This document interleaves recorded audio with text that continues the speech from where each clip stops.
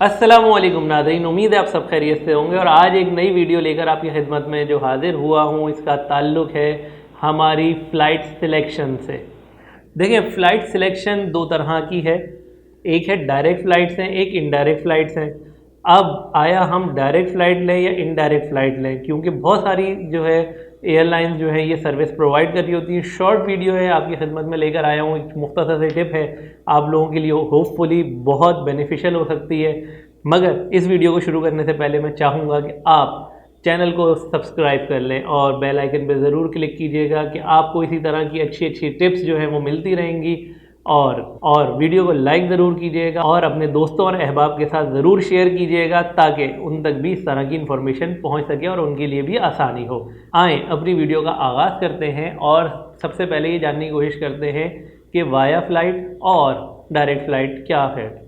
देखें, जो लोग बिल्कुल बेसिक से, क्योंकि बहुत सारे लोगों के लिए तो ये कोई बात ही नहीं होगी कि जिसको मैं डिस्क्राइब कर रहा हूँ, लेकिन बहुत सारे ऐसे मेरे सब्सक्राइबर भी हैं, मेरे जो है मेरे व्यूअर्स भी हैं, जिनके लिए इसको समझना आसान हो जाएगा, क्योंकि हर किसी का ताल्लुक ज़रूरी नहीं कि शहर से ही हो।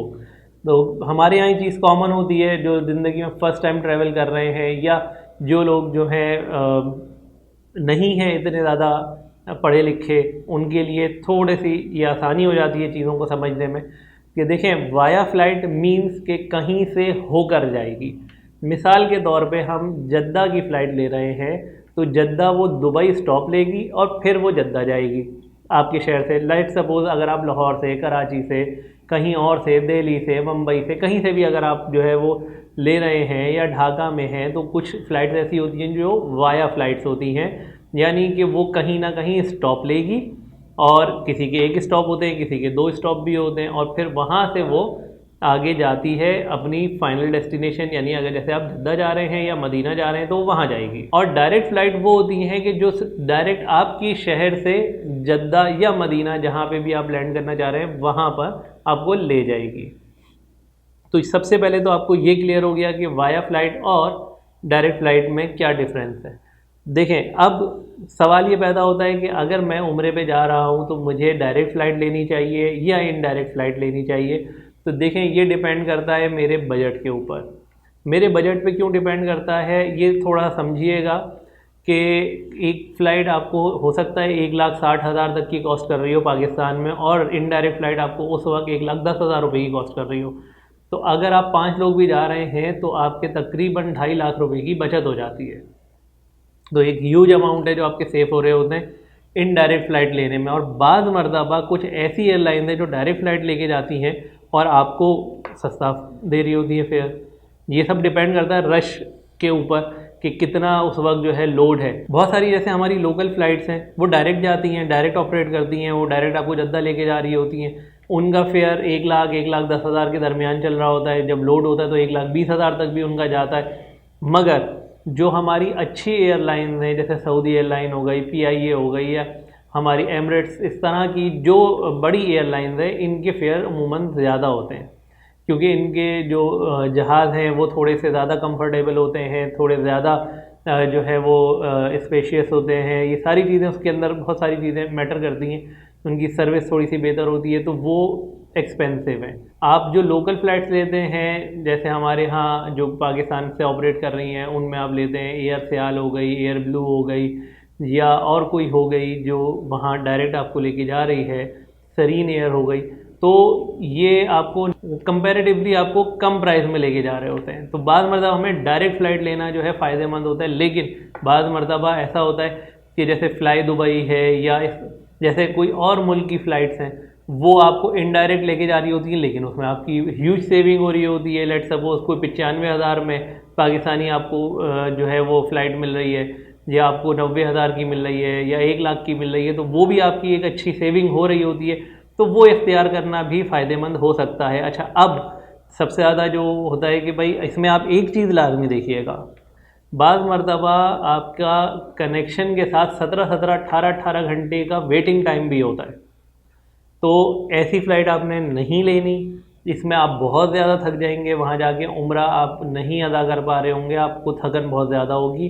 तो बेहतर है कि ऐसी तो कनेक्टिंग दे सकते हैं कि जिसमें 1 घंटा 2 घंटे की या 3 घंटे की वेटिंग है, तो वो एक बेरेबल टाइम है जो आप इजीली जो है ना आप बर्दाश्त कर सकते हैं और आप उसके अंदर आपको इतनी थकन नहीं होगी। इसके अंदर मैं आपको एक टिप देता चलूँ कि अगर आपकी इनडायरेक्ट फ़्लाइट है तो फिर आप एहराम कराची एयरपोर्ट या लाहौर एयरपोर्ट या अपने शहर के एयरपोर्ट से नहीं पहनेंगे। आपने फिर जो है वो उस डेस्टिनेशन पे जो आपका फर्स्ट स्टॉप बनेगा उस पे आपने पहनना है, ताकि वहाँ से जब आपका जहाज़ फ्लाई करे तो फिर आप नियत करें, ताकि एहराम की पाबंदियों में आप कम टाइम गुजारें, क्योंकि हम इंसान है, ज़ाहिर सी बात है, और हमसे गलतियाँ हो सकती हैं। तो हमें चाहिए कि बेहतर है कि हम अपने सेफ्टी कर लें। क्यों कि अगर आपसे कोई ऐसा अमल सरदर्द हो गया जिसकी वजह से आपके ऊपर दम वाजिब आ गया, तो फिर वो दम आपको हुदूद हरम के अंदर ही देना है। तो एक तो उससे बचने में आपको ये फ़ायदा देगा कि आपको कम टाइम उसके अंदर गुजारेंगे, तो हम क्योंकि यूज़ टू नहीं होते एहराम के, तो बाद मतलब हम कंफर्टेबल फ़ील नहीं करते। अगर आप अपने आप को एहराम फ्रेंडली कर लेंगे फिर तो कोई इशू ही नहीं है ना, फिर तो आप जितनी देर भी एहराम में रहें। और फिर अगर आपको उसकी एहतियातों पे जो है कंट्रोल है तो फिर आपके ऊपर दम का भी मसला नहीं। लेकिन एक आम आदमी के लिए ज़्यादा बेहतर यही है कि वो एहराम जो है अपनी उस डेस्टिनेशन से पहने जहाँ से उसने फर्स्ट स्टॉप लेकर फ्लाई करना है। और डायरेक्ट फ़्लाइट के अंदर तो आपने सिंपल जो है वो अपने शहर से ही जो है वो पहनना है, अपने शहर के एयरपोर्ट से ही आपने जो है एहराम पहनना है और जहाज़ में बैठना है। और मीकात का ऐलान होने से पहले पहले आपने नियत कर लेनी है। अगर आपने वहाँ नियत नहीं की है तो बहुत सारे लोग जहाज़ के अंदर नियत करते हैं, इसमें भी कोई मुज़ायका नहीं है, जहाज़ के अंदर आप कर लें। आप खाने वगैरह से फ़ारिग हो जाएं, क्योंकि बाद मरतबा खाने में खुशबूदार चीज़ें भी होती हैं, या आपको हाथ साफ़ करने के लिए जो नैपकिन दिए जाते हैं वो, या खुशबूदार टिश्यूज़ होते हैं वो आपको दिए जाते हैं, तो वो हम इस्तेमाल ज़ाहिर नहीं कर पाते जब हम हालत एहराम में होते हैं। तो बेहतर ये है कि आप खाने वगैरह से फ़ारिग होकर प्लेन के अंदर और मीकात आने से पहले पहले आप अपनी नियत कर लें। और ये याद रखिएगा कि आपने लब्बैक जो पढ़नी है ये आप पर वाजिब है, ये पढ़नी ज़रूरी है जब आप नियत करें। तो ये वो टिप है जो बहुत कम लोग जो है ना आपको बताएंगे। ये जब हम असल में हम किताबों का मुताला भी नहीं करते तो हमारे इल्म में भी नहीं होता। तो साथ साथ में ये छोटी बातें भी आपको बताता जाता हूँ। उम्मीद है आपको आज की वीडियो अच्छी लगी होगी। इंशाल्लाह नेक्स्ट वीडियो के साथ फिर मिलेंगे। अपना बहुत ख्याल रखिएगा, और जाते जाते अगर सब्सक्राइब नहीं किया है तो सब्सक्राइब कर लीजिए और बेल आइकन पर ज़रूर क्लिक कीजिएगा। कोई सवाल पूछना चाहे तो नीचे कमेंट बॉक्स में भी पूछ सकते हैं। मुझसे रब्ता करना चाहे तो दिए गए नंबर के ऊपर भी आप मुझसे रब्ता व्हाट्सएप के ज़रिए कर सकते हैं। अपना बहुत ख्याल रखें। अल्लाह हाफ़िज़।